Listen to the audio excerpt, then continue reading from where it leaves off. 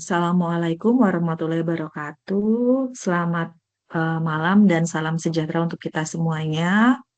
Pada malam hari ini dilaksanakan TUEP 3 ya untuk kelas algoritma dan pemrograman dengan kode mata kuliah dan kode kelasnya STSI 4102331. Selamat datang Mas Fikri. Eh, Mas Fikri ini mahasiswa pertama ini yang datang kayaknya ya. Ini sudah mulai saya rekam. Dengar suara saya, Mas Fikri?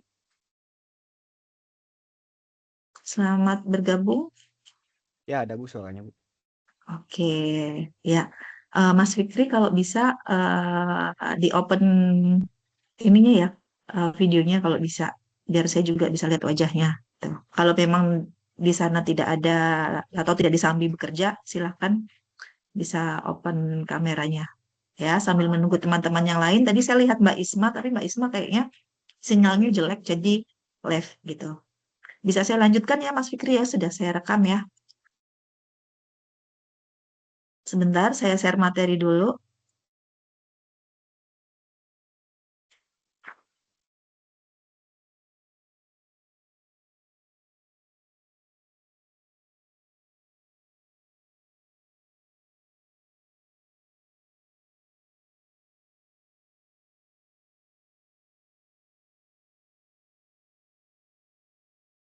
Sudah terlihat materinya, Mas? Sudah, Bu. Sambil Sudah menunggu terlihat. teman yang lain. Sudah ya? Oke. Karena malam hari ini banyak yang perlu kita ini ya, kita belajar bersama ya, materinya cukup banyak ya. Dan pada TUEP 3 pada malam hari ini kita membahas mengenai bahasa pemrograman Java ya. Dan seperti biasa untuk materi-materi yang akan saya share pada malam hari ini itu adalah materi inisiasi ya, yang materi PPT yang ada di e-learning Universitas Terbuka, dan pasti teman-teman sudah pernah mendownload atau membaca serta mempelajarinya. Nah, di sini biar lebih jelas lagi, nanti kita diskusikan bersama-sama. Untuk hari ini yang akan saya jelaskan, nanti ada beberapa poin ya, di antaranya ada pengantar Java, kemudian ada struktur program Java, kemudian ada tipe data dan variabel, kemudian operator Java, kemudian perulangan, dan yang terakhir kita akan membahas tugas 2 ya, biar teman-teman nanti lebih mudah membuatnya dan memahaminya seperti itu. Untuk yang pertama, pengantar Java ya, di sini kenapa Java begitu diminati ya. Jadi di sini teman-teman harus tahu dulu kenapa sih kita menggunakan software Java dan kenapa Java begitu diminati ya. Yang pertama karena tren teknologi yang berkembang ya di setiap tahunnya, kemudian banyak digunakan oleh perusahaan besar, kemudian efisiensi waktu dan biaya dan dukungan komunitas yang luas. Nah, sudah saya di sini sudah saya berikan penjelasan untuk tren teknologi yang berkembang di setiap tahun. Jadi di sini kenapa Java itu diminati? Nah, karena fleksibilitasnya ya. Selain itu juga karena ketangguhannya dalam mengikuti tren teknologi terkini. Jadi, Java digunakan di berbagai aplikasi ya, mulai untuk pengembangan aplikasi Android sampai dengan tingkat perusahaan ya, dan juga bisa beradaptasi dengan teknologi baru ya, seperti komputasi awan dan big data. Nah, itu ya karena Java itu bisa mengikuti perkembangan tren teknologi yang ada saat ini gitu ya. Yang kedua, kenapa Java diminati? Karena Java itu banyak digunakan oleh perusahaan-perusahaan besar ya. Karena kenapa diminati perusahaan besar? Karena di sini Java menawarkan berbagai keuntungan seperti keamanan yang bagus, kemudian skalabilitas dan kompatibilitas lintas platform. Ya, jadi Java juga dikenal dengan kemudahan penggunaannya dan memiliki ekosistem yang luas dengan banyak kerangka kerja. Ya, kemudian library-nya pun sangat komplit ya, detail, di mana library tersebut bisa mendukung pengembangan aplikasi di tingkat perusahaan seperti itu.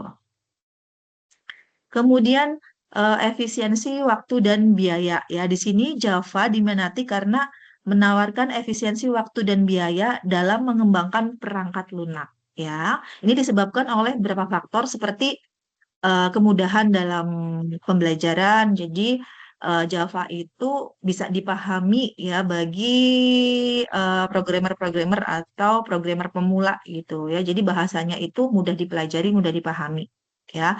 Kemudian ekosistemnya juga luas. Tadi ya, library-nya juga detail, framework yang tersedia detail dan kemudian kemudahan dalam debugging dan deployment. Jadi eh, si Java ini itu punya fasilitas dalam memberikan notifikasi debugging gitu ya. Jadi kita bisa tahu, jadi atau programmer bisa tahu ketika error itu di line berapa gitu ya. Jadi dapat dengan mudah ini ya diperbaiki, di mana errornya itu bisa diperbaiki dengan fungsi debugging tadi.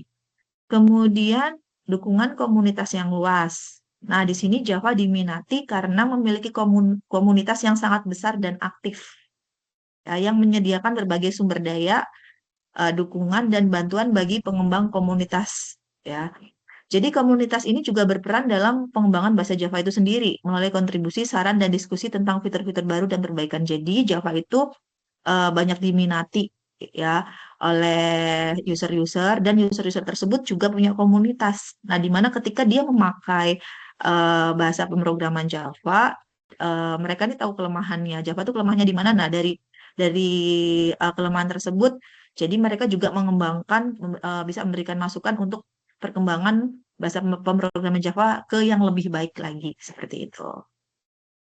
Masih terlihat teman-teman? Ini materinya,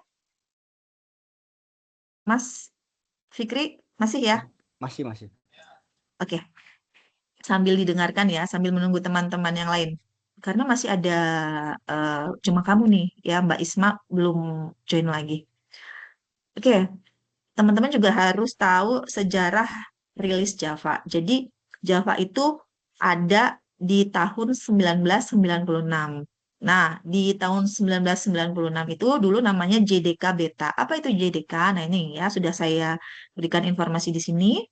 JDK pada Java, singkatannya itu adalah Java Development Kit. Ya, jadi merupakan sekumpulan alat perangkat lunak yang digunakan untuk pengembangan aplikasi Java. Ya, di sini JDK berisi alat pengembangan seperti compiler, debugger, dan alat lainnya yang diperlukan untuk membuat bahasa pemrograman Java ya. Nah, kemudian masih di tahun 96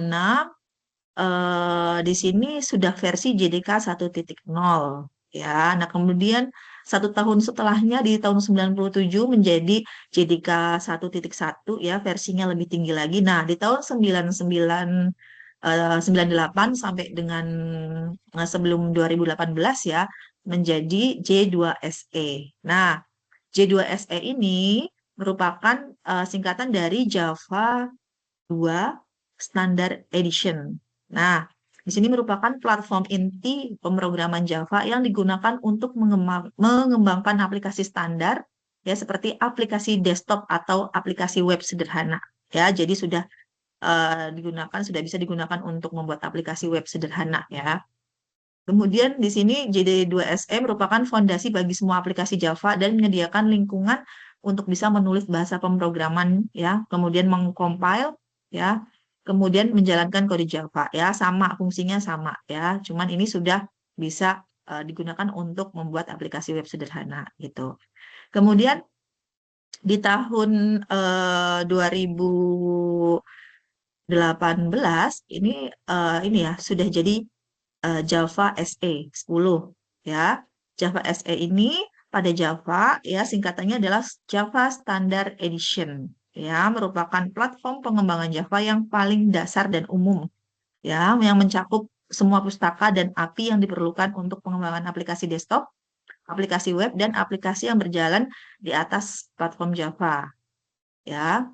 Eh, jadi Java SE itu merupakan fondasi untuk pengembangan Java dan edisi lainnya seperti Java Java ME ini dibangun di atasnya. Jadi perkembangan-perkembangan itu di perkembangan aplikasi tersebut dibangun di atas Java itu sendiri, gitu ya, pemrograman Java. Itu sejarah rilisnya Java, ya. Jadi teman-teman tahu kapan Java itu ada, gitu ya, mulai tahun berapa dan perkembangannya. Kemudian selanjutnya adalah konsep pemrograman, ya. Kemarin juga tugasnya teman-teman juga sudah diminta untuk membuat pemrograman dengan menggunakan bahasa pemrograman Java. Nah, harus tahu dulu nih konsep pemrograman itu ada dua, ya. Ada yang terstruktur dan object oriented program, atau bahasa Indonesianya pemrograman berorientasi pada objek, gitu ya. Nah, di sini perbedaannya apa? Untuk pemrograman terstruktur, ya, merupakan pendekatan pemrograman yang fokus pada memecah masalah, ya, yang besar menjadi serangkaian modul-modul, ya, atau subprogram yang lebih kecil lagi. Sementara itu kalau ini pemrograman berorientasi objek atau OOP, Object Oriented Program, ya, bahasa Inggrisnya, ya, adalah paradigma pemrograman yang mengorganisir kode menjadi objek, ya. Kemudian objek tersebut memiliki atribut dan metode, ya, atau fungsi, ya. Di sini OOP itu mengutamakan konsep objek sebagai unit utama pengembangan dari perangkat lunak, ya. Makanya berorientasi kepada objek, di mana objeknya nanti punya karakteristik, yaitu memiliki atribut, ya, atau data, dan memiliki metode atau fungsi. Tuh. Itu untuk konsep pemrogramannya. Kemudian, kemudian yang selanjutnya teman-teman juga harus tahu apa sih kelebihan dari pemrograman Java, ya, karena di sini diminta untuk menggunakan bahasa pemrograman Java, ya. Jadi kelebihannya apa? Ya, harus tahu dulu. Yang pertama multiplatform, ya. Kemudian library-nya lengkap tadi, detail, ya. Kemudian mendekati sintaks C++, ya, hampir-hampir mirip gitu, ya, mendekati gitu, ya. Kemudian, nah ini berorientasi pada objek tentunya karena berbasis OOP tadi, itu kelebihannya, ya. Kemudian kelemahannya, di sini bahasa pemrograman Java itu fiturnya tidak kompatibel beberapa platform OS, ya. Jadi eh, ini, ya, Java itu tidak support dengan Linux, gitu ya. Jadi ada beberapa platform yang tidak bisa untuk diinstal Java, itu itu kelemahannya. Kemudian yang kedua, boros penggunaan memorinya, ya. Dan yang ketiga, mudah didekompilasi. Nah, jadi apa sih itu dekompilasi? Proses mengubah kode program yang sudah dikompilasi, gitu. Nah, ini bisa dibalikan lagi gitu, yaitu namanya didekompilasi, ya. Itu kelemahannya seperti itu. Sudah dikompil tapi bisa didekompilasi lagi, gitu. Ya, dibalikan lagi ke yang sebelumnya. Kemudian mohon maaf ya kalau suaranya kurang terdengar karena di sini hujan, gitu ya. Hujan deras. Atau sinyalnya mungkin kurang, nanti tolong saya misalnya saya tidak terlihat ini, ya, PPT-nya tolong saya dikasih warning, gitu ya. Kemudian, nah, di sini Java tadi kan merupakan bahasa pemrograman berbasis objek atau OOP, ya, dengan basicnya objek, ya, kelas, inheritance atau pewarisan, encapsulation atau enkapsulasi, dan ada abstraction, ada polymorphism atau polimorfisme, ya. Nah, yang pertama OOP, ya, OOP untuk objek. Jadi Java berbasis objek. Nah, apa itu objek? Objek itu bagian terkecil pemrograman yang memiliki tadi sifat dan karakteristik. Nah, karakteristiknya apa? Di mana objek itu punya atribut, ya. Jadi si objek ini punya atribut, ya, atau properti, ya, yang dijadikan sebagai status, gitu. Nah, atribut atau properti ini merupakan identitas, ya, atau nilai yang dapat ditulis untuk menggambarkan objek itu sendiri.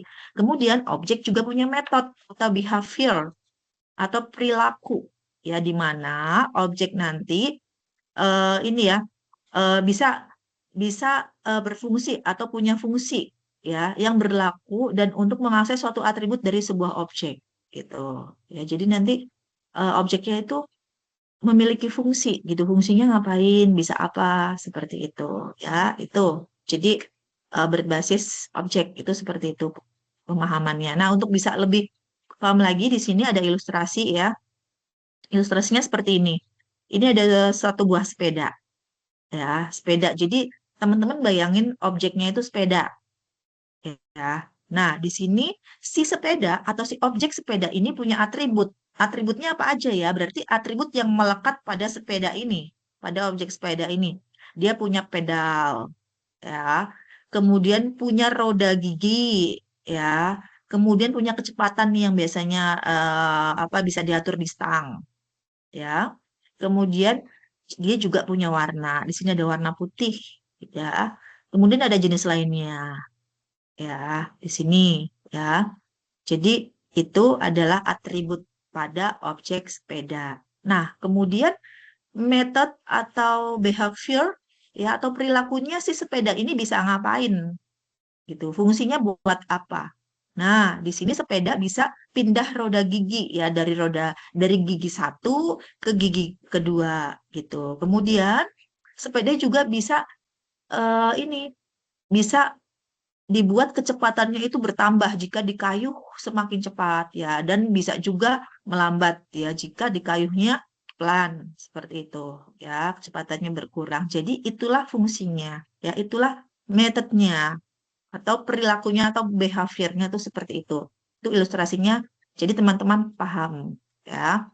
Kemudian untuk kelas tadi ada objek ada kelas ya. Kita belajar objek kelas dulu. Kelas ini merupakan atribut ya atau properti dan metode yang didefinisikan.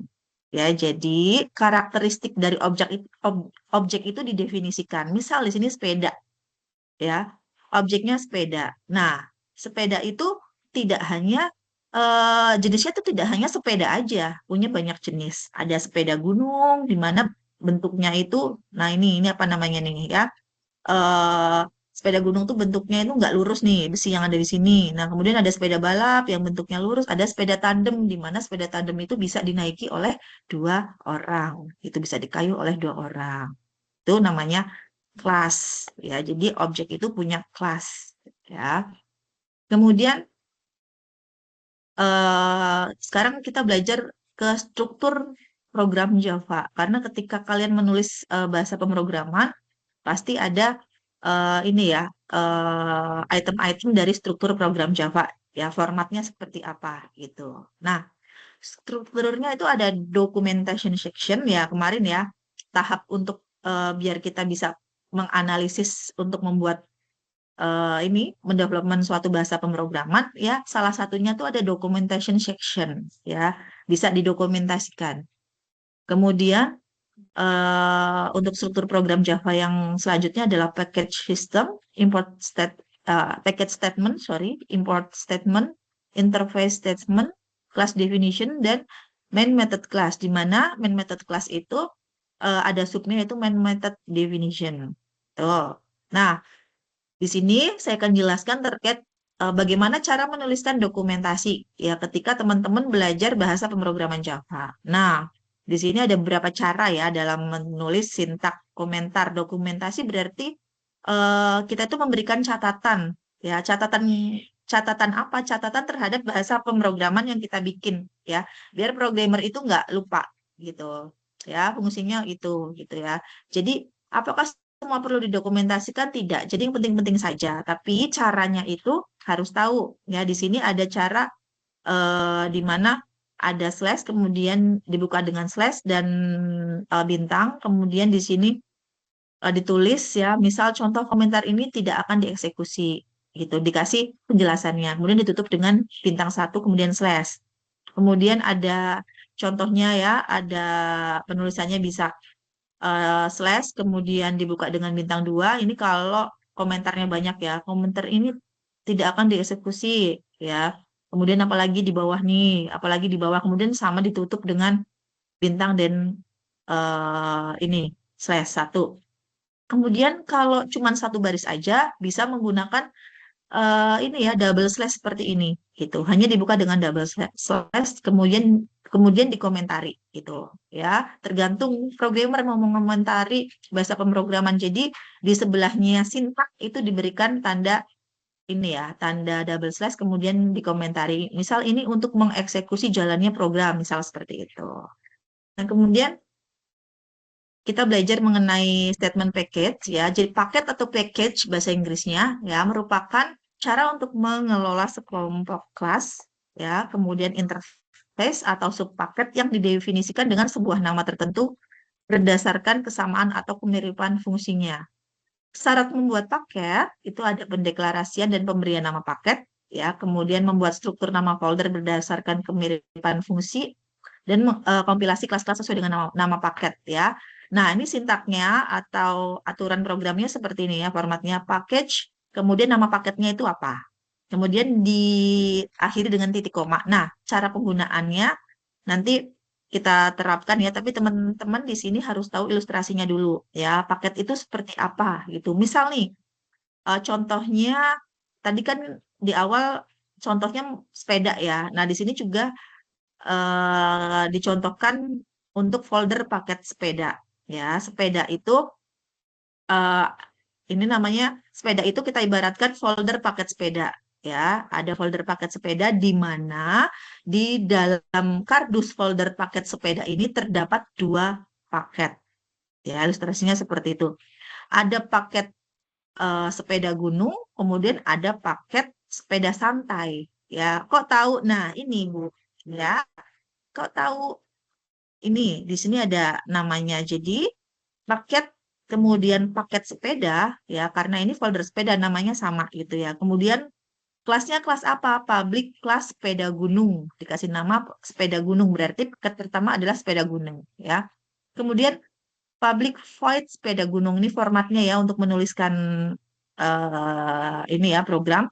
Kemudian sistem outprint berarti nanti outputnya adalah ya ini untuk mencetak output ya. Sistem outprint nanti outputnya adalah ini sepeda gunung. Jadi komentar yang ada atau karakter atau kalimat yang ada di antara petik dua ini nanti yang akan tercetak. Ini sepeda gunung. Nah, untuk paket sepeda pun konsepnya sama seperti yang sepeda gunung tadi ya. Di sini ada sepeda santai, kemudian di sini nanti akan tercetak ini sepeda santai, gitu ya. Jadi paket itu diilustrasikan seperti itu. Nah, bagaimana cara memanggil paket? Nanti kita akan bahas ya di penjelasan berikutnya. Nah, kemudian ada statement import. Nah, jadi kalau import yaitu merupakan pernyataan yang digunakan untuk merujuk suatu metode ya atau kelas yang dinyatakan dalam paket atau library ya lainnya untuk digunakan pada program induk ya. Nah, untuk aturan penulisannya seperti ini, import kemudian from packet ya, kemudian titik koma ya kalau di pemrograman Java belakangnya harus titik koma.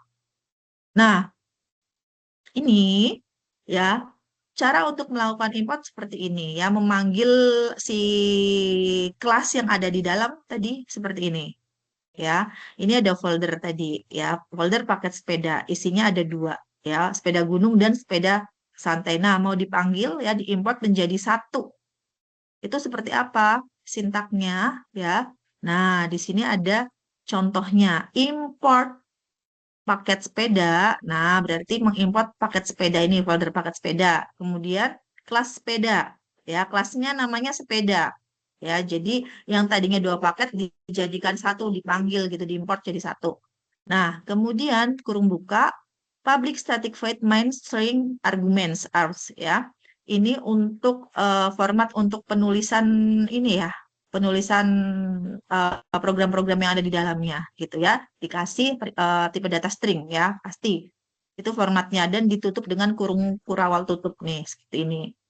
Kemudian di dalamnya ada sistem out printer. Nah, ini jenis sepedanya. Berarti nanti kan outputnya nanti ada yang pertama, output pertama ada jenis sepeda. Kemudian sistem out print garis-garis, kemudian ada garis-garisnya. Nah, ini memanggil paket nih.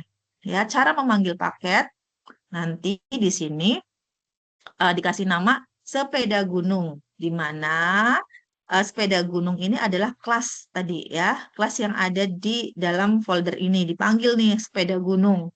Nah, sepeda gunung itu dikasih variabel namanya sepeda satu, ya, sama dengan new sepeda gunung, ya.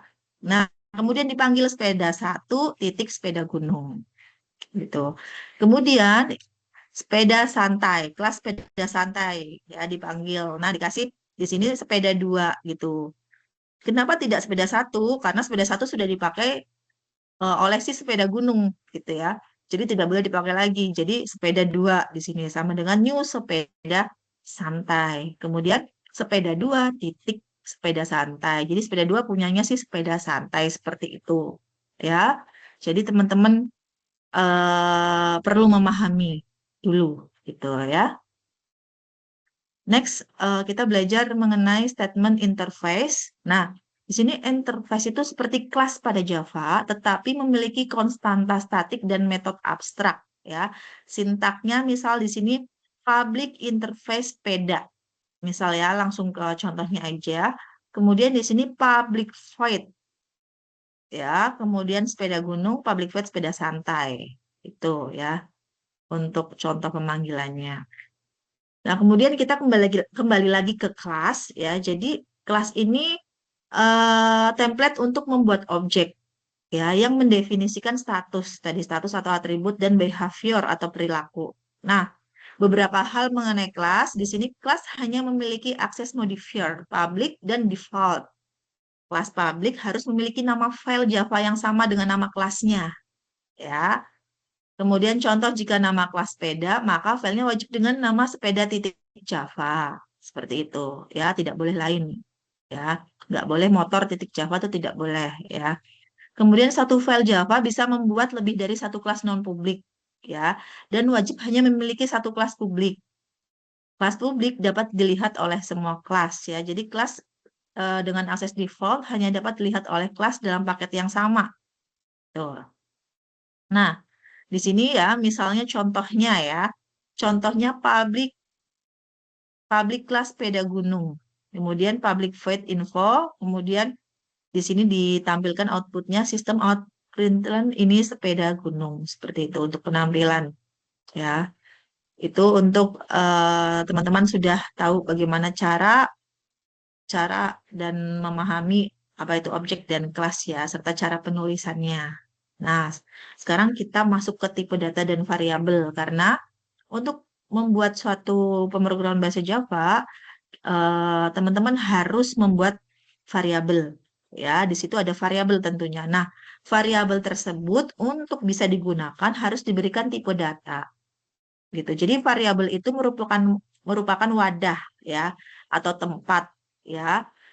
Dan penamaannya pun boleh apa saja gitu ya, terserah si programmernya gitu. Dan variabel ini atau wadah atau tempat penampung ini digunakan untuk menampung data gitu. Nah, datanya data apa ya tergantung peruntukannya untuk apa gitu. Nah, untuk bisa mengenali di situ si wadah tersebut bisa menampung data apa harus diberikan tipe data gitu ya. Itu penjelasannya seperti itu. Nah, tipe data itu merupakan klasifikasi data yang mengenalkan kompilator atau penerjemah bagaimana programmer bermaksud untuk menggunakan data. Nah, itu ya tadi seperti yang saya jelaskan di awal. Nah, di sini sebagian besar bahasa pemrograman mendukung berbagai macam data. Contohnya ada bilangan real, bilangan integer, kemudian atau bilangan boolean, ya, dan mendukung itu semua. Kemudian apa sih tipe data apa saja yang ada di dalam bahasa pemrograman? Nah, kita kenali dulu jenisnya. Ya, jenisnya itu ada dua. Ya, ada tipe data primitif, ada tipe data reference.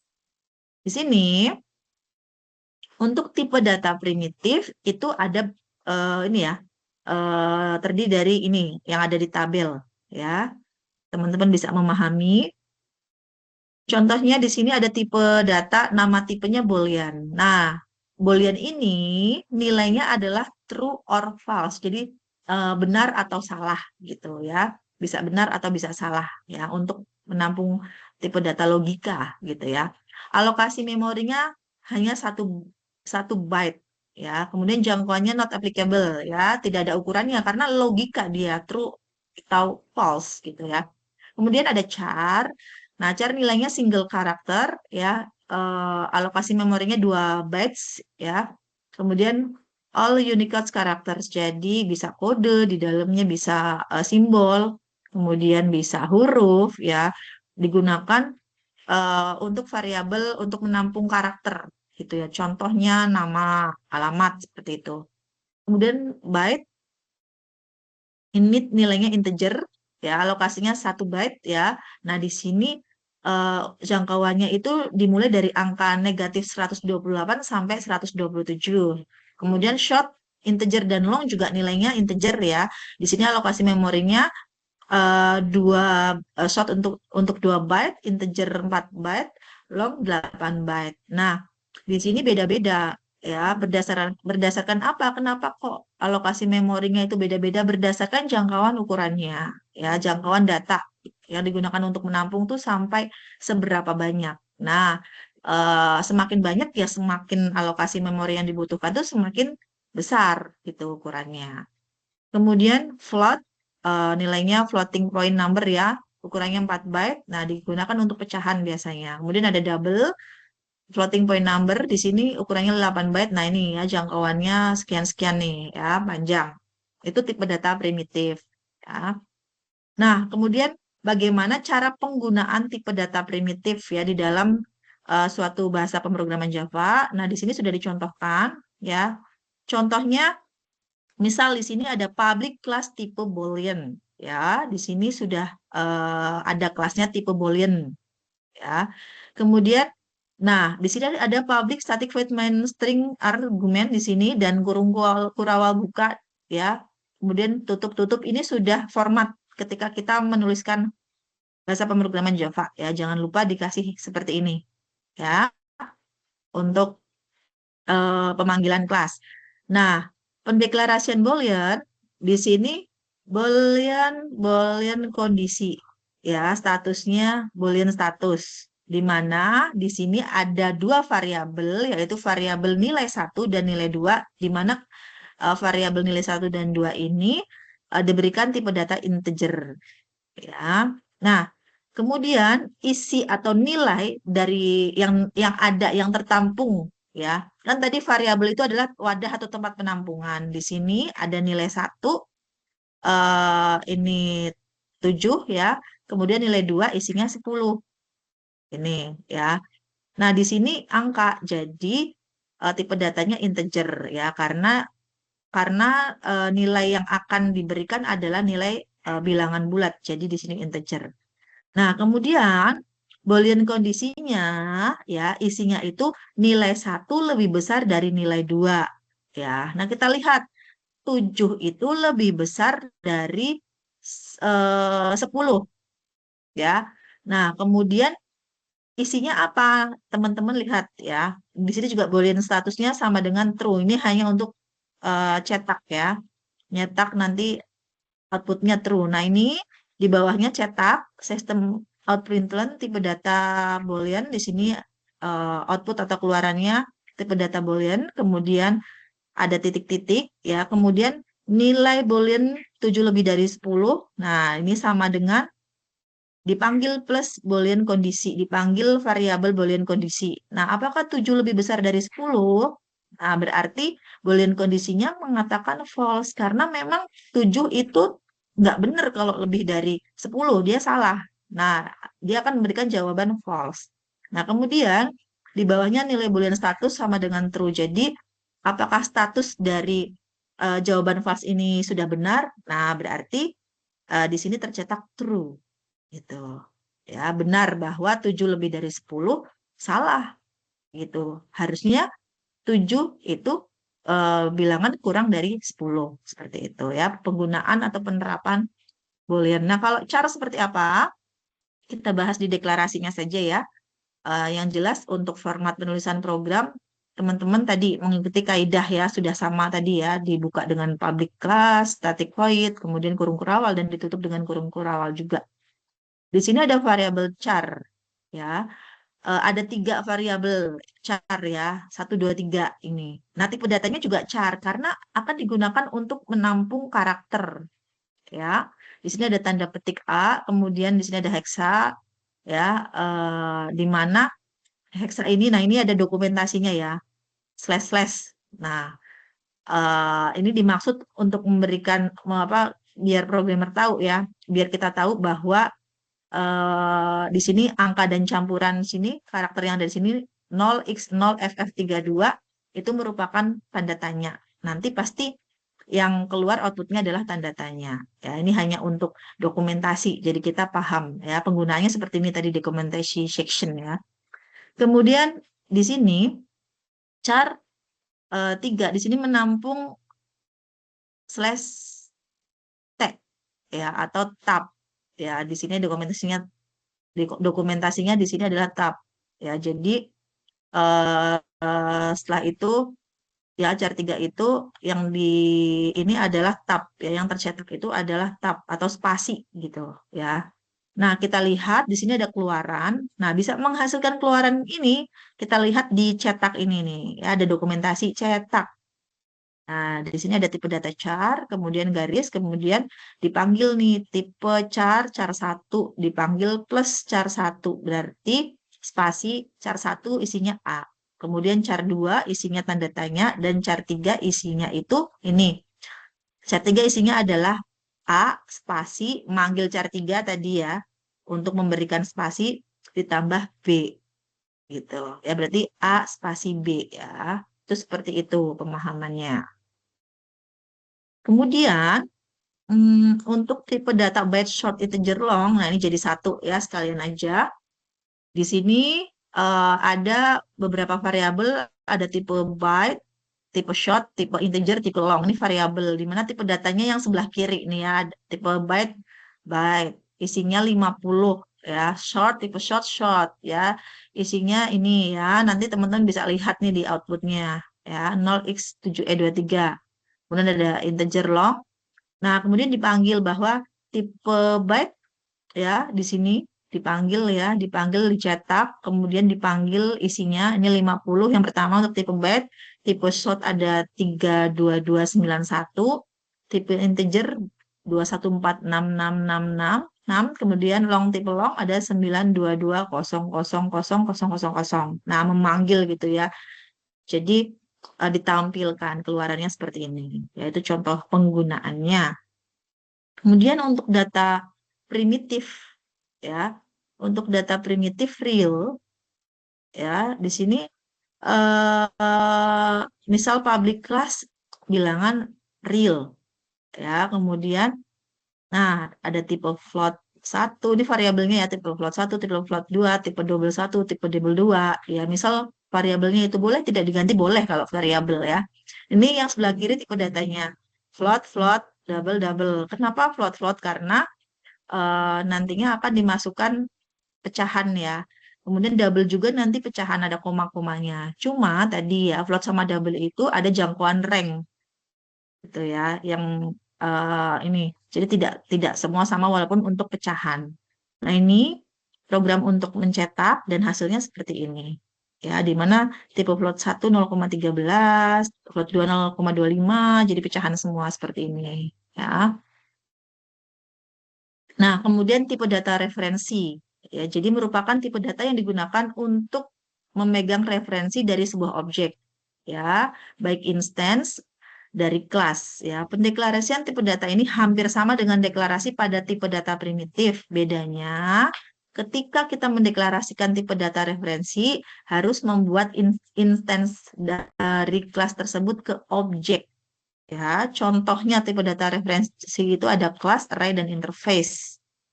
Nah, bagaimana cara penggunaan tipe data referensi ya? Contoh di yang kelas ya. Nah, di sini ada misal kita mau menghitung kecepatan ya, di mana rumus kecepatan itu adalah jarak dibagi waktu.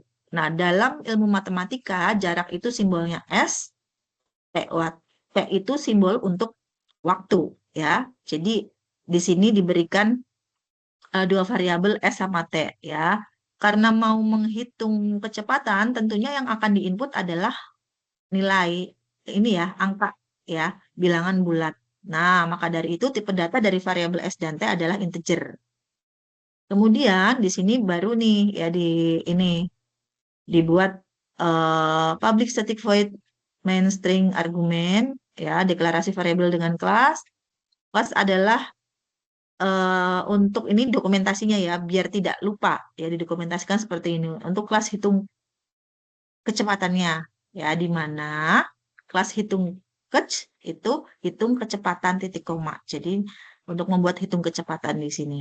Nah, kemudian membuat instance class menjadi objek. Jadi nama objeknya adalah hitung kecepatan. Objeknya hitung kecepatan. Jadi hitung kecepatan sama dengan hitung kec ya. Jadi dikenali nih di sini. Kemudian sekarang dilihat nih ya atributnya bahwa hitung kecepatan untuk jarak ya itu nilainya 12. Kemudian hitung kecepatan untuk waktu nilainya 2 gitu ya. Kemudian di sini dibuat dihitung kecepatannya. Jadi di sini dibuat variabel kecepatan untuk menampung ini ya untuk menampung perhitungan jarak dibagi waktu tadi gitu. Nah,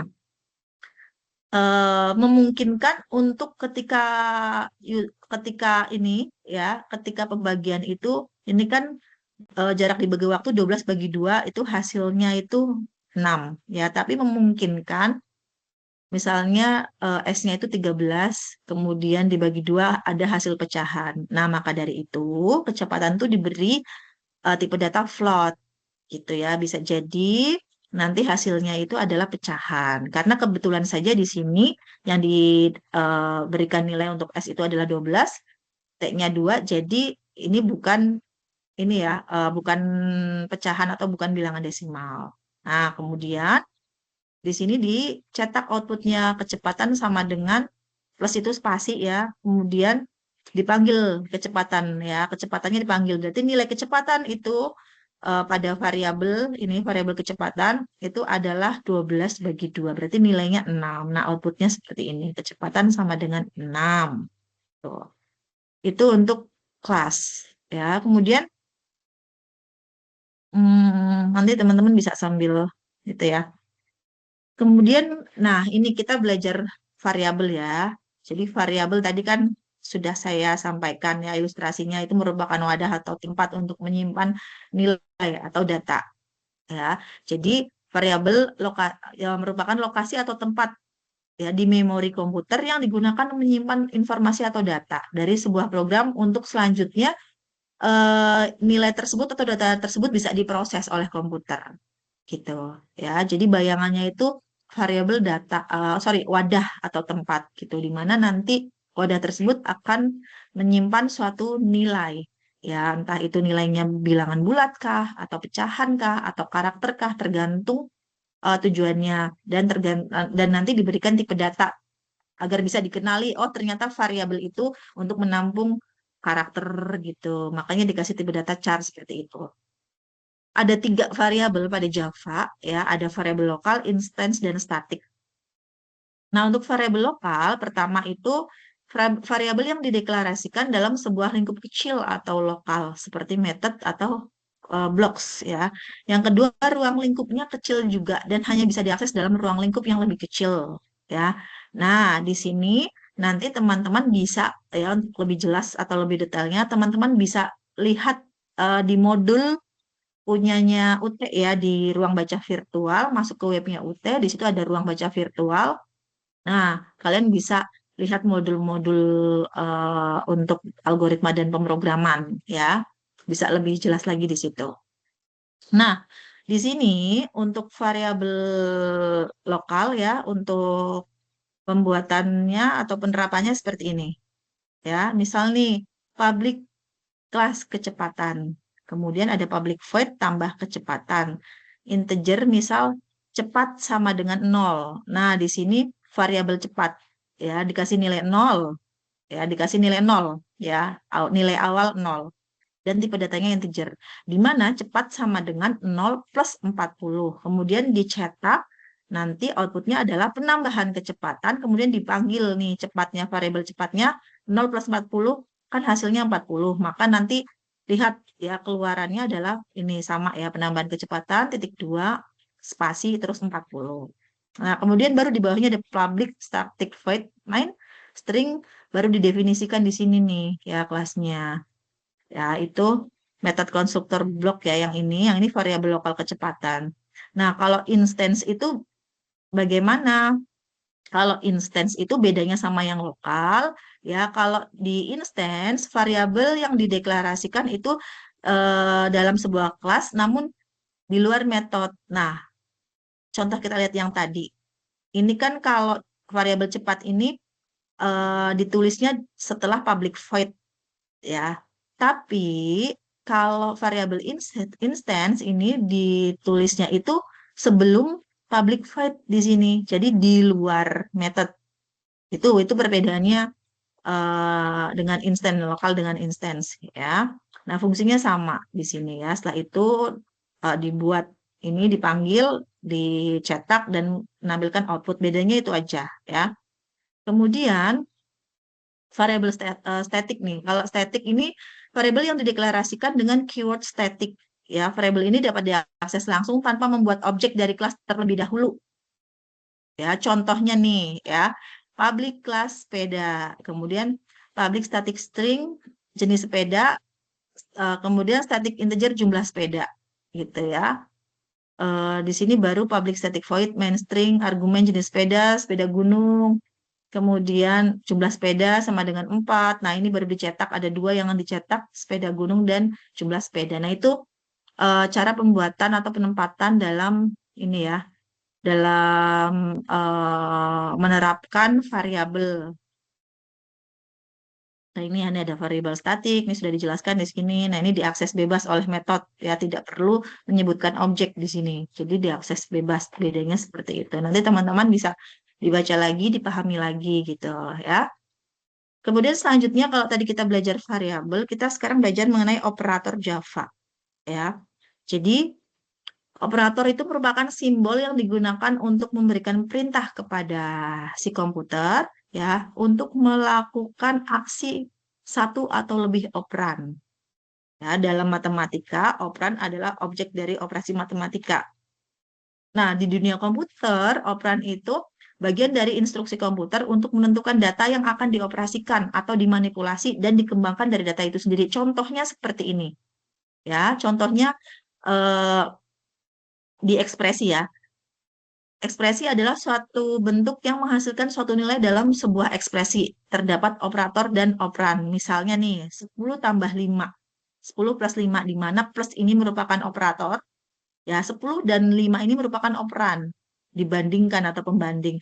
10 plus 5 ini adalah ekspresi. Ya, jadi diterapkan di ekspresi. Nah, contoh di pemrograman Java, ketika diterapkan di pemrograman Java, contohnya seperti ini. Ketika menghitung kecepatan, nah, ini integer cepat sama dengan 0, berarti di luar dia apa sebelum public void ya. Public void tambah kecepatan, cepat sama dengan 0 plus 40. Ya, berarti ini ya, dibandingkan ini ya operatornya plus, terus operannya atau pembandingnya 0 sama 40. Itu seperti itu penerapannya, contoh pada tadi ya ketika menerapkan ini variabel. Tuh. Ya, di sini ada peran si ini operator dan operan yang dikotakin nih. Kemudian selanjutnya adalah operator aritmatika ya.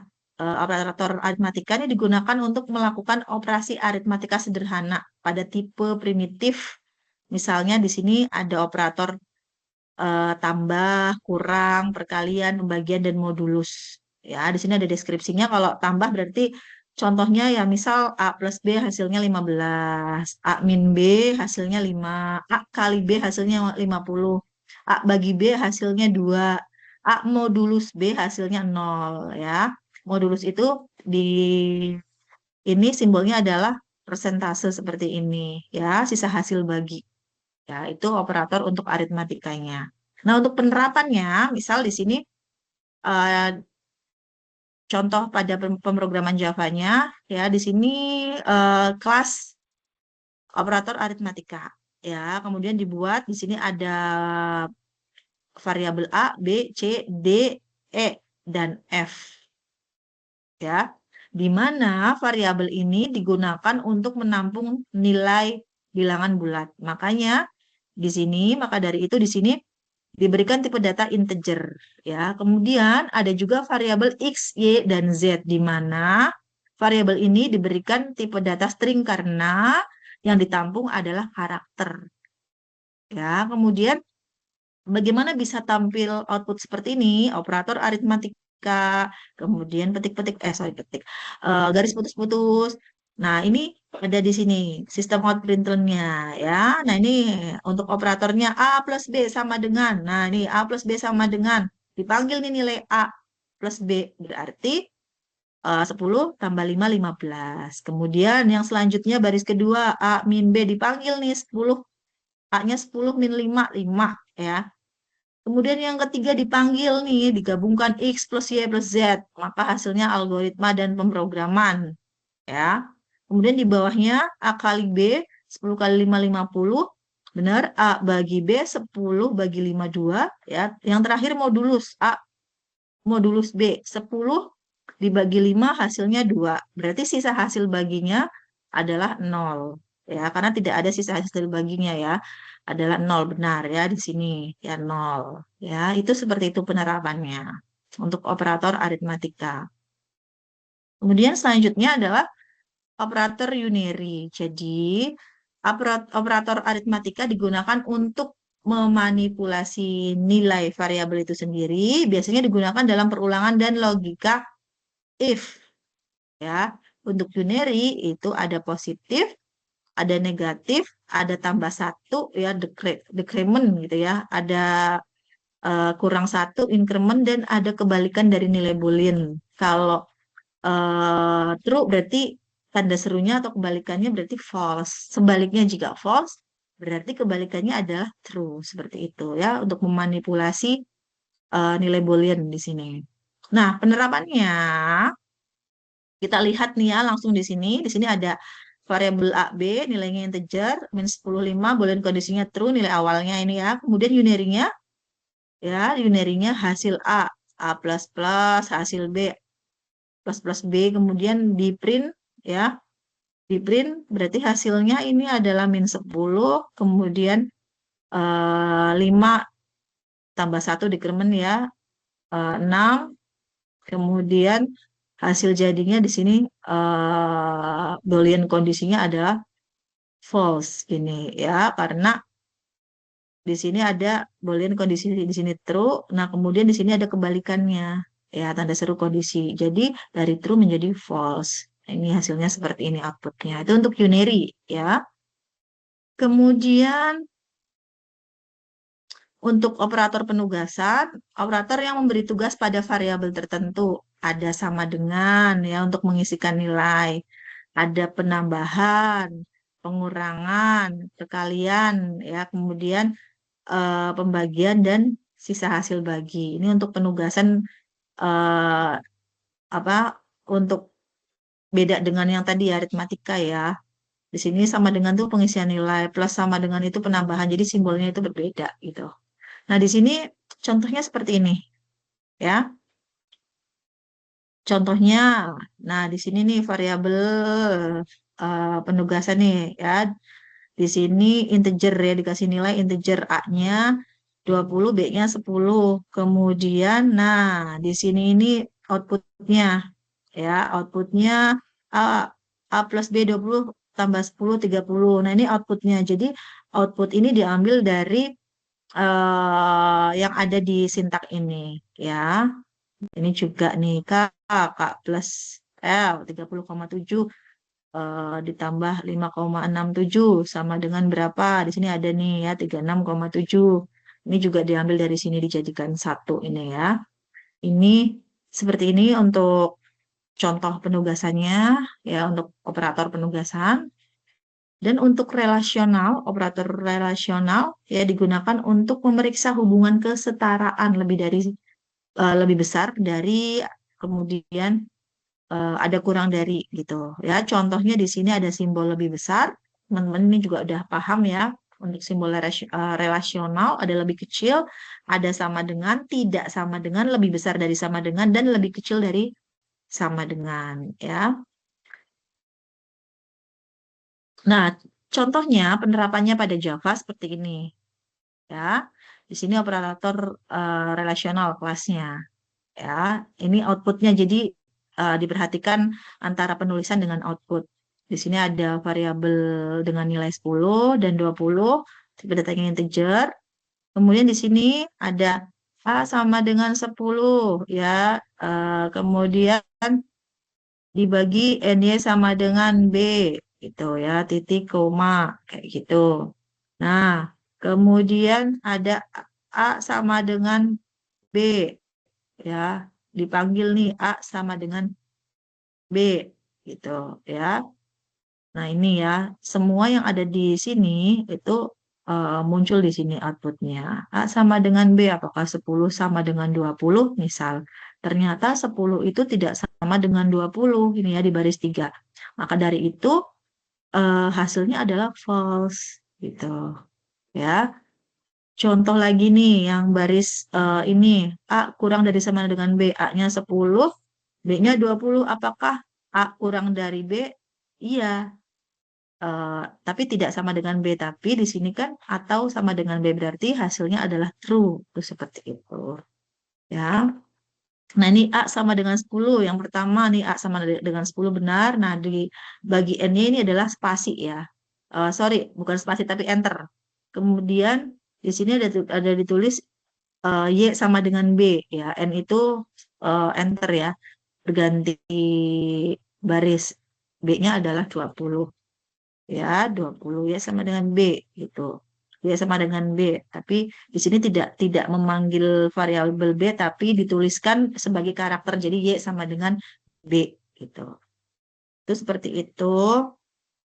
Kemudian operator logika ya yang digunakan untuk menggabungkan beberapa kondisi ya. Contohnya di sini ada dan ya dan atau. Nah, contohnya misal nih ada nilai 1, nilai 2, tengahnya operator. Nah, di sini hasilnya.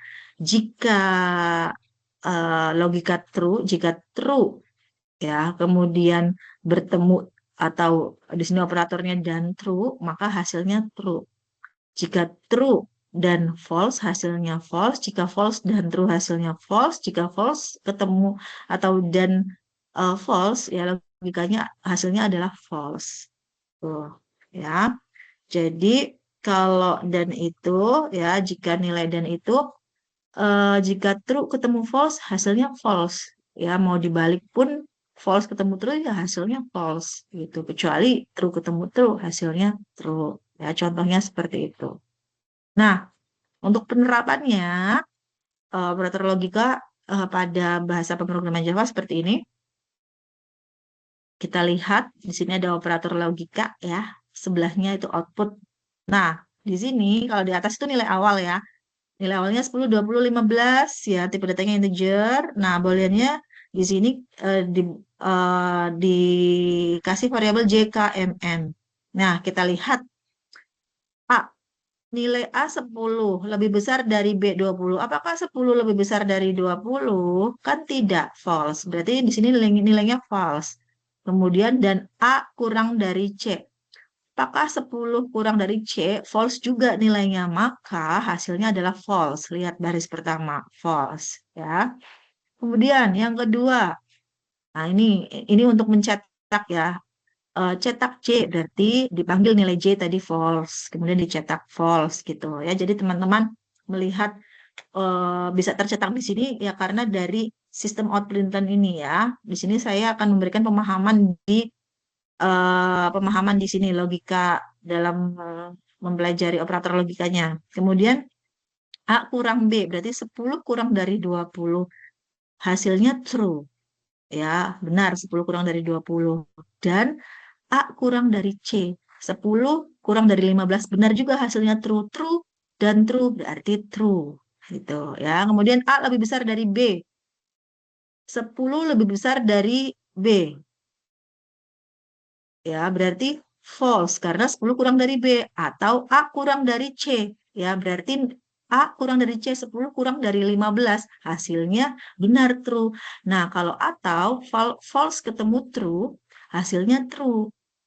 Ya, itu jika atau ya, bukan dan. Ya, jadi kalau atau itu false ketemu true, hasilnya true. Nah, kemudian B kurang dari A.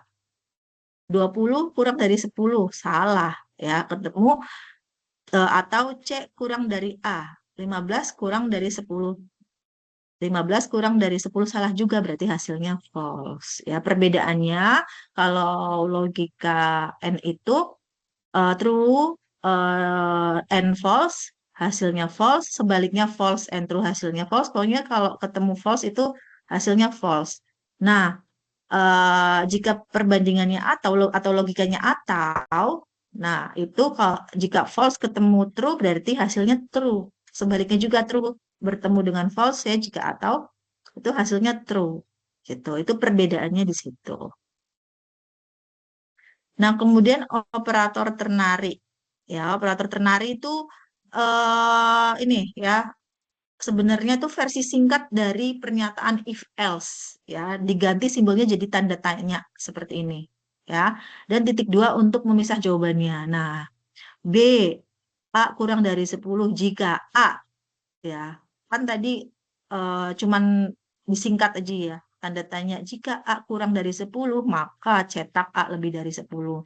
Nah, apakah 10 kurang dari 10 enggak, ya berarti kondisinya salah lah ya, karena 10 itu sama dengan 10 ya, jika enggak ya maka cetak A lebih dari 10, maka muncullah sistem outprint dan dipanggil B-nya, maka muncullah A lebih besar dari 10 seperti itu. Jadi dipersingkat ya, ini operator ternary gitu, cuman pakai simbol-simbol. Nah, setelah itu kita belajar mengenai perulangan ya. Di sini perulangan itu merupakan bahasa pemrograman ya, eh, yaitu fitur yang memfasilitasi eksekusi instruksi atau fungsi yang berulang-ulang selama kondisi tertentu. Ya, jadi dia itu akan dieksekusi secara berulang-ulang sampai dengan titik kondisi tertentu gitu. Nah, bagaimana? Ini untuk ininya ya, untuk perulangan while. Ya, untuk perulangan while ini seperti ini. Kita langsung ke contohnya saja. Contoh di sini misalnya di sini ada variabel i ya untuk perulangan while ini ya. Karena perulangan itu tidak hanya while, ada beberapa. Variabel i nilainya 0, diawali dengan 0, kemudian tipe datanya integer ya. While di mana i kurang dari 5, maka print i. Kemudian i plus plus ditambah ya. Nah, ini berarti sistem akan menampilkan output sebanyak 5 angka ya, dimulai dari angka 0. Nah, di sini ditambahkan penambahan plus terus sampai angka keberapa nih plus-plusnya? Sampai angka kelima. Nah, di mana angka kelima itu adalah 4. Jadi outputnya 0, 1, 2, 3, 4. Itu seperti itu. Itu untuk perulangan while. Ya. Kemudian perulangan itu kan tadi tidak hanya while saja, ada perulangan for. Nah, untuk perulangan for itu hanya berbeda di penulisan. Nah, di sini for di dalam lebih simpel lagi di dalam satu kurung ya. Integer i sama dengan 0, kemudian i-nya kurang dari 5, kemudian i plus plus, kemudian dicetak, outputnya sama. Jadi beda penulisannya aja ya. Fungsinya sama. Jadi nanti terserah nih, terserah nyamannya teman-teman mau bagaimana, karena sama aja. Cuman teman-teman perlu tahu bahwa untuk penulisan perulangan itu tidak hanya while saja, tidak hanya for saja. Jadi ada while, ada for, kemudian ada do while, ya perulangan do while. Kalau perulangan do while itu cara kerjanya itu, cara kerja perulangan do while itu sama seperti while, bedanya bedanya adalah do. While melakukan looping sekali dulu, baru melakukan pengecekan kondisi. Contohnya nih, ya, di sini sudah ada variabel. Contohnya dulu melakukan looping sekali dulu, kemudian baru di print i-nya. Melakukan perulangan, oh tercetak 0. Kemudian tambah lagi melakukan perulangan tercetak 1. Tambah lagi melakukan perulangan sampai dengan i yang kelima, tercetaklah 0 sampai 4. Pada prinsipnya sama, hanya beda sintak aja gitu ya. Nanti lebih nyaman yang mana teman-teman bisa pilih sendiri. Itu untuk perulangan. Jadi ada while, ada for, ada do, while. Gitu. Kemudian selanjutnya adalah kondisi pengambilan keputusan. Ya, sekarang kita ke kondisi kalau tadi perulangan, sekarang kita ke kondisi if. Nah, kondisi if, nah di sini ada simbolnya ya. Misal, if kondisi ini simbol, ingat di simbol flowchart kemarin ini adalah simbol decision atau keputusan, di mana di dalamnya ada kriteria. Ya, di mana jika memenuhi kriteria ini, jika true, maka blok pernyataan di sini. Ya, kemudian blok pernyataan di sini. Ya, tapi jika false atau tidak memenuhi, maka langsung ke sini, ke tanda panah yang ada di sini. Nah, penerapannya seperti apa? Contohnya untuk if, ya langsung ke pemrograman Java aja. Di sini ada A nilainya 10, B 20. Nah, di sini ada if A kurang dari B, jika A kurang dari B, maka eh, tampilkan output A kurang dari B. Nah, apakah memenuhi kriteria itu kurang dari B? Berarti 10 kurang dari 20. Berarti memenuhi kriteria. Berarti yang dilakukan adalah menampilkan output A kurang dari B. Itu seperti itu. Contoh kondisi if. Ya. Kemudian untuk if else. Jadi tadi kondisi if, sekarang kondisi if else. Ya, setelah if ada else. Setelah if pernyataan satu, kemudian ada else pernyataan kedua. Nah, di sini ya apa kita pelajari di sini. Jika A kurang dari B, ya, maka cetak A kurang dari B. Tetapi jika kondisi ini tidak terpenuhi, maka yang dijalankan adalah pernyataan yang kedua ini setelah else. Ya, jadi harus pilih salah satu. Kalau kondisi itu harus pilih salah satu gitu. Nah, pilih salah satunya dari mana? Apakah memenuhi kriteria setelah if ini? Kita lihat. A kurang dari B. 20 kurang dari 20. Apakah jika A kurang dari, jika 20 kurang dari 20 berarti kan tidak memenuhi kondisi karena 20 itu sama dengan 20 ya. Jadi kalau tidak memenuhi kondisi, tidak melakukan atau tidak mengeksekusi pernyataan yang pertama, tetapi mengeksekusi pernyataan yang kedua. Jadi yang ditampilkan adalah A lebih besar sama dengan B gitu. Yang ditampilkan adalah eh, ini yang di dalam tanda petik ini ya. Nah, di sini A bisa dari sama dengan B itu hanya ini aja ya, hanya hanya karakter aja menampilkan ini gitu ya, tidak ada hubungannya bahwa 20 itu ini gitu ya. Jadi 20 ya sama dengan 20 berarti kayak gitu ya. Nah, kemudian ada if else. Jadi bersarang gitu ya. Di dalam if else ada else if lagi. Contohnya seperti ini. Misalnya waktu sama dengan 22. Jika 22 kurang dari 10, ya. Nah, di sini apakah 22 kurang dari 10? Kan bukan. Ya, apakah pagi berarti tidak memenuhi kondisi karena 22 itu lebih dari 10 gitu. Jadi tidak memenuhi kondisi pagi ya. Dan dua-dua juga bukan kurang dari 20 tapi lebih dari 20 berarti tidak memenuhi kondisi siang. Nah, berarti pastinya memenuhi kondisi malam. Berarti else yang terakhir yang dicetak berarti tercetaknya adalah malam. Seperti itu. Nah, ini caranya untuk penggunaannya if else ini yang bersarang seperti ini cara penggunaannya di bahasa pemrograman Java ini seperti ini ya. Nanti teman-teman bisa pakai itu ya. Dan tugasnya juga menggunakan if ya kemarin tuh ya. Nanti kita bahas. Nah, kemudian switch case ya. Ada juga kondisi switch case ya, di mana di sini variabel angkanya itu sama dengan satu, dikasih tipe data integer. Nah, di sini ini indikatornya adalah angka ya, switch angka. Nah, berarti satu ya, kasus satu ya, sistem out printen angka satu. Apakah case satu itu ini satu adalah satu, maka di sini ditulis angka satu. Oh, ternyata benar angka satu. Berarti di sini tercetaknya adalah angka satu. Ya, berarti case kedua dan ketiga ditutup, tidak dibaca. Karena sudah ditemukan untuk case satu adalah angka satu. Seperti itu. Ini block switch case tuh seperti ini penulisannya. Ya, nanti bisa dipilih ya. Cuman untuk yang terakhir nih ya, pembahasan tugas 2 untuk tugas 2. Nah, ini ya, buatlah program sederhana menggunakan operator statement if dengan kasus berikut. Jadi, menggunakan if ya, perintahnya itu menggunakan if, bukan menggunakan eh, switch case ya. Nah, saya ingatkan ya sebelum kita bahas tugas 2 bahwa di sini kan tidak hadir semua nih ya. Sampai sekarang baru satu yang hadir ya, Mas Fikri begitu ya. Mas Fikri masih ada? Masih ada tidak ini Mas Fikri? Nah, eh, harapannya teman-teman yang lain yang tidak hadir pada malam hari ini bisa melihat video ini ya. Jadi untuk apa?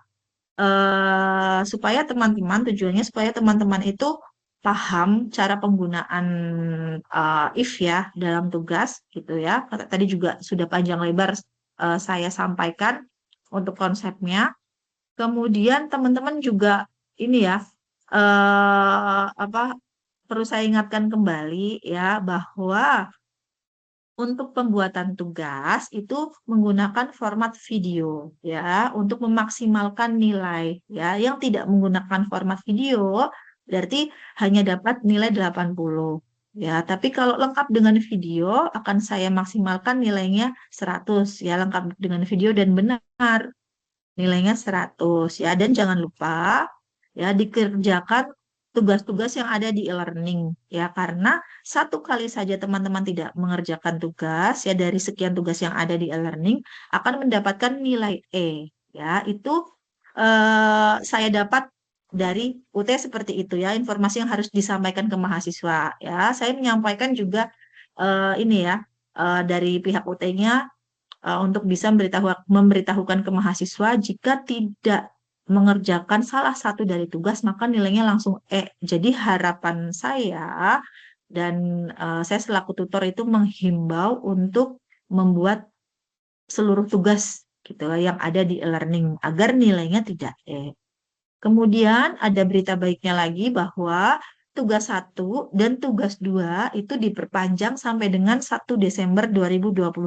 Jadi banyak waktunya ya untuk mengerjakan dan membuat video gitu. Tolong untuk diluangkan waktunya agar nilainya maksimal dan tugas semua dikerjakan. Kemudian kenapa dalam format video? Karena kami dihimbau untuk memberitahukan kepada mahasiswa agar tugasnya itu dalam bentuk format video. Jadi tutor tuh biar biar tahu bahwa tugas tersebut itu dikerjakan sendiri gitu ya. Dan tutor tuh tahu kalian teman-teman mahasiswa UT itu paham akan tugasnya dan materinya seperti itu ya.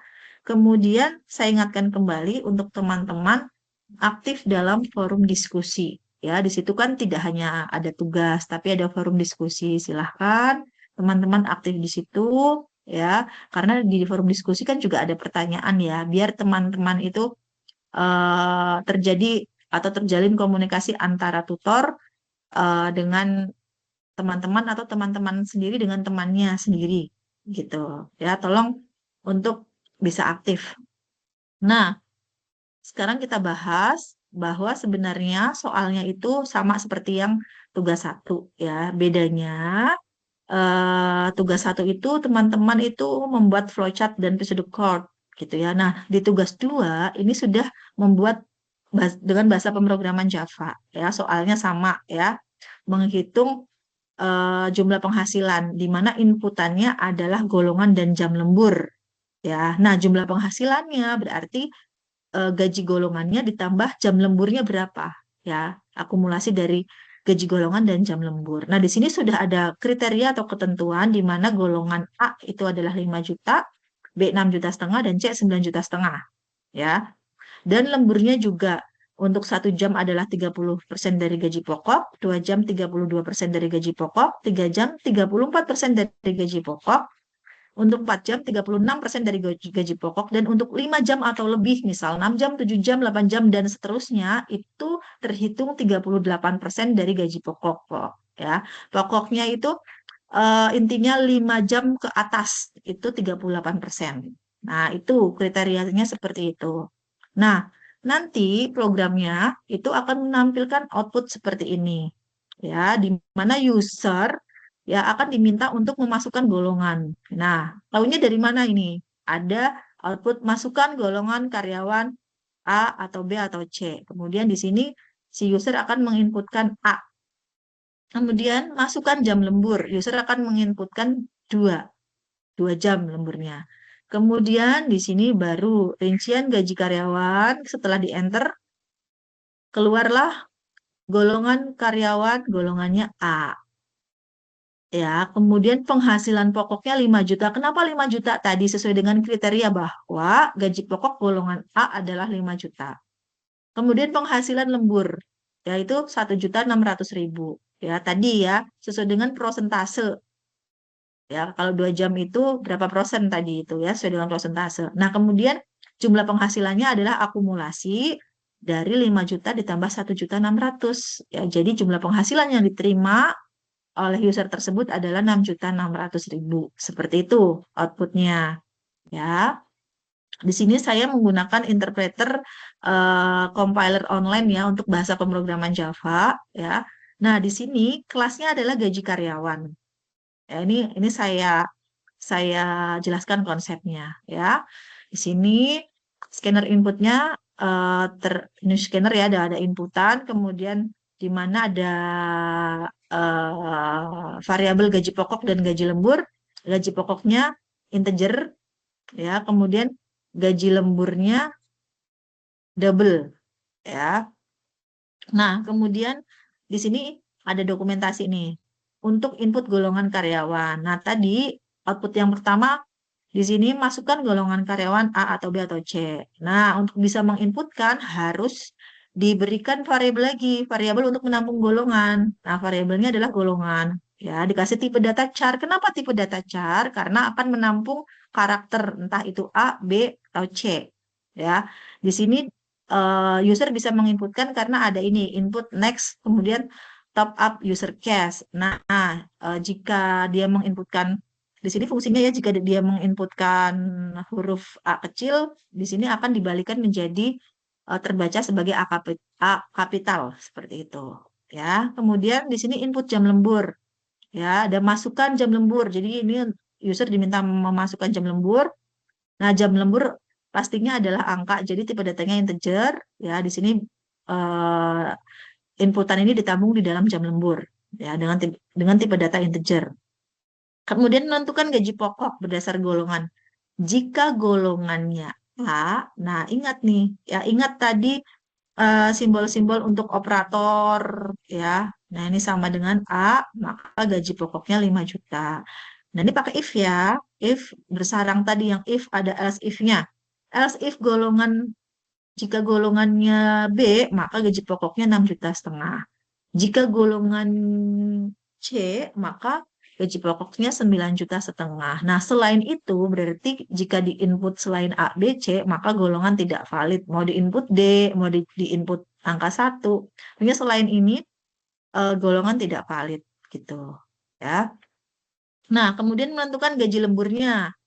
Ya, tadi kan lemburnya ada 1 jam, 2 jam, 3 jam, 4 jam, 5 jam sampai lebih ya.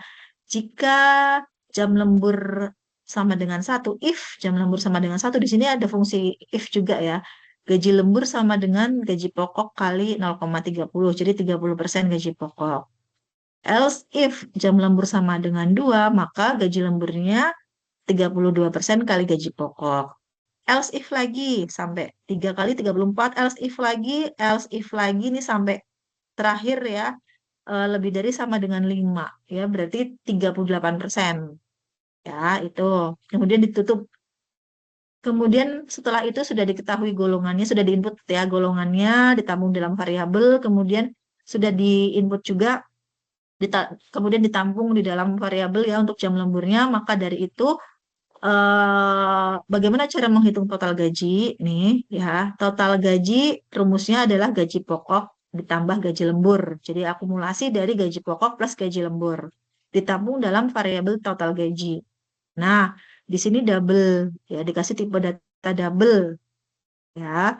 Kemudian ditampilkan hasilnya. Hasilnya tadi rincian gaji karyawan ya, kemudian golongan karyawan. Nah, plus di sini golongan berarti yang diinputkan tadi ya, misalnya A tadi sesuai dengan output penghasilannya gaji pokok ya, ini di ditampilkan lagi gaji pokoknya yang tadi 5 juta, kemudian tampilkan lagi gaji lembur ya, gaji lemburnya tadi 2 jam dikali sekian persen gaji pokok ya, kemudian baru ditampilkan jumlah penghasilannya yang dipanggil adalah total gaji. Nah, total gajinya ini ya, sudah ada rumusnya, total gaji sama dengan gaji pokok ditambah gaji lembur. Nah, berarti total gaji ini untuk menampung akumulasi dari gaji pokok dan gaji lembur, kemudian tinggal dipanggil saja variabelnya, maka angkanya itu akan muncul tadi 6.600.000 seperti ini untuk outputnya ya. Itu yang bisa saya jelaskan terkait tugasnya ya. Ingat tugasnya dikerjakan dalam bentuk video ya, dan eh, ada penambahan waktu ya dari UT yang tadinya 17 November untuk tugas 2 juga disamakan, diperpanjang sama dengan tugas 1 gitu. Jadi 1 Desember. Jadi cukup lama gitu ya waktunya, tolong dimanfaatkan. Sampai sini apakah ada pertanyaan dari Mas Fikri yang cuma satu orang? Halo, halo, apakah aktif Mas Fikri? Kayaknya nggak ada, Bu. Nggak Udah ada ya, cukup paham jelas ya. ya. Hari ini saya kayaknya privat nih ya sama Mas Fikri ya. Oke, Mas Fikri ini kemarin web duanya hadir nggak? Ah, ada, Bu. Hadir ya? Iya. Oke, ya. Berarti setiap web hadir ya. Biasanya di kelas ini yang paling banyak hadir, cuman mungkin karena cuacanya lagi tidak mendukung, kayak tadi juga Mbak Isma, si Isma siapa itu ya? Saya lupa nama panjangnya, sempat hadir, tapi dia left gitu ya. Jadi mungkin cuacanya di sana atau sinyalnya tidak mendukung, gitu. Itu yang bisa saya sampaikan. Semoga apa yang saya sampaikan bisa menjadi ini ya, pencerahan buat teman-teman, bisa lebih paham lagi ya. Walaupun di sini cuma ada Mas Fikri. Nah, video ini pasti saya akan share gitu di aktivitas belajar 10. Jadi teman-teman yang tidak hadir bisa lihat share video saya di aktivitas belajar 10, dan semoga tugasnya bisa terselesaikan dengan baik gitu. Em, Kalau tidak ada pertanyaan, semoga nanti Mas Fikri sudah upload tugasnya. Ah, sudah, Bu. Saya sudah dinilai juga itu. Berapa nilainya? 100, Bu. Udah. Alhamdulillah, berarti sudah pakai video ya. Oke, Iya. ya. Nah itu, jadi kalau benar dan pakai video, pasti akan saya kasih nilai maksimal gitu, karena saya tahu, oh ini mengerjakan sendiri gitu ya. Dan kalau belum di dalam format video, saya kasih nilai 80. Jadi teman-teman bisa memahami kenapa kok saya dikasih nilai 80 ya, padahal saya sudah mengerjakan. Nah, sesuai dengan instruksi, berarti ini ya, untuk memaksimalkan nilai biar dapat 100 pakai video. Dan untuk teman-teman semuanya ya yang ada di kelas STSI 4102.331, benar nih ya, STSI 4102.331, tolong tidak hanya Mas Fikri aja, karena video ini nanti untuk teman-teman yang lain yang tidak hadir, untuk menyimak pesan atau broadcast message dari saya ya, karena tujuan saya share atau membagikan atau membroadcast message itu karena untuk mengingatkan teman-teman, memberitahukan kegiatan, dan mungkin ada perubahan-perubahan jadwal kayak tugas itu ya, apa diperpanjang dari UT. Nah, kami tutor itu wajib menyampaikan, dan kami hanya bisa menyampaikan lewat learning ya, agar terekam gitu ya, kegiatan tutor dan mahasiswa itu terekam di situ gitu ya. Jadi tolong disimak untuk message-nya. Saya pun kadang memberikan message pribadi secara pribadi ya untuk mengingatkan. Silahkan nilainya dimaksimalkan, pasti akan saya ingatkan gitu. Nah, tolong aktivitas kalian ketika membuka e-learning itu selain melihat aktivitas belajar 1 sampai dengan 15, juga melihat message atau pesan dari saya. Seperti itu ya. Baik, untuk web 3 pada malam hari ini saya rasa cukup ya, tapi sebelumnya saya mau ini dulu ya, mau screenshot dulu ya.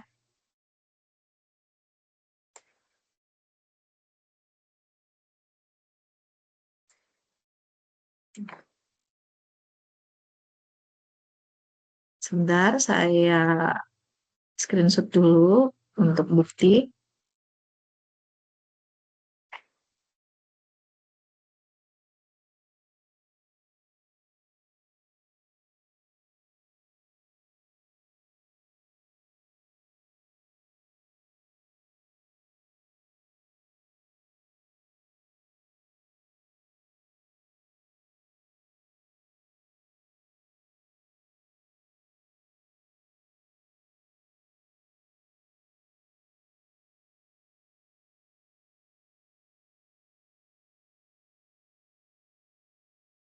Ya, sudah saya SS ya. Eh, dan alhamdulillah ya sudah saya tutup ya. Ternyata ada yang datang lagi ini Mas Afif Raditya ya. Nanti Mas Afif karena sudah selesai ya, mohon maaf ya. Nanti bisa melihat video saya setelah saya broadcast ya. Karena saya sudah em, menjelaskan dari awal sampai akhir materi dan tugasnya juga sudah saya jelaskan juga ya. Nanti bisa melihat video yang saya ini ya, yang saya upload di aktivitas belajar 10. Baik, itu saja yang bisa saya sampaikan. Semangat belajar ya buat teman-teman. Sukses juga buat teman-teman bisa menyelesaikan kuliahnya ya sampai dengan yang pertama menyelesaikan tugas-tugasnya dulu, kemudian menyelesaikan perkuliahannya selama 1 semester, kan tidak hanya algoritma saja, banyak perkuliahan lain, dan tentunya menyelesaikan pembelajarannya sampai dengan di sarjana, sampai dengan lulus di yudisium kemudian di sarjana. Itu harapannya, dan eh, mungkin teman-teman kuliah kan tujuannya untuk mencari pekerjaan yang lebih layak sesuai dengan kompetensinya ya. Jadi saya doakan semoga semuanya berhasil dan sukses buat teman-teman. Terima kasih. Saya akhiri untuk Tueb 3 pada hari ini. Kita ketemu lagi di satu pertemuan Tueb lagi ya, di Tueb 4. Untuk waktunya nanti bisa teman-teman lihat di e-learning ya. Dan saya broadcast di message gitu. Terima kasih, selamat malam. Sampai jumpa kembali, sampai bertemu kembali. Wassalamualaikum warahmatullahi wabarakatuh. Waalaikumsalam warahmatullahi wabarakatuh. Terima kasih ya Bu. Sama-sama. Izin live saya Bu ya. Iya, silakan. Terima kasih, Mas.